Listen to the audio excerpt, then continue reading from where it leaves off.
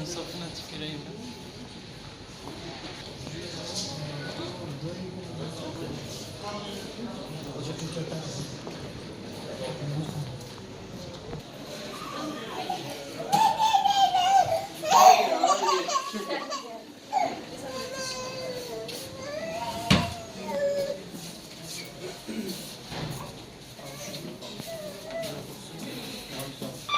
İsim yazıyor. Nerede isim yazıyor? İsim yok. Bir şey aradım. Yine şey yapmış. Aynıdır yani. Kimse söyleyene bana.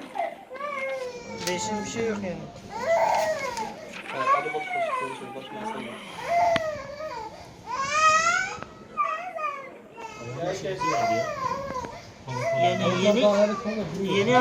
Yeni hastaneden çıkmış zaten. Ayağında da var ya. Ayağında- Serum takılmış ayağında herhalde.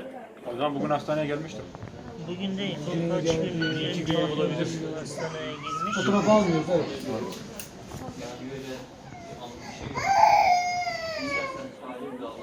O aldığınız yerin bilgilerini aldınız mı?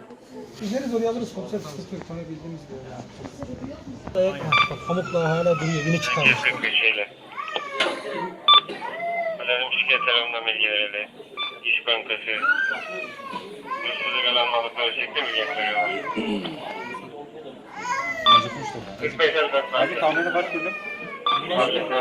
5. 5 günlük. Bulan kadın doyurmuş galiba ya. Bunlar emzirmiş ama Karnesi mi var? ne kadar emzirdi, ne yaptı bilmiyorum. Şöyle. Damarları sürekli girilmiş ya. Bebeğe yazıyor hani sen ilk soruyorsun nasıl? Nasıl da bu değil.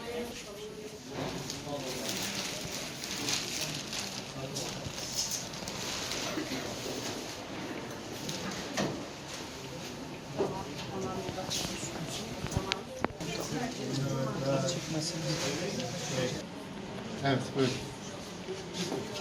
Çıkalım arkadaşlar. Gidelim artık.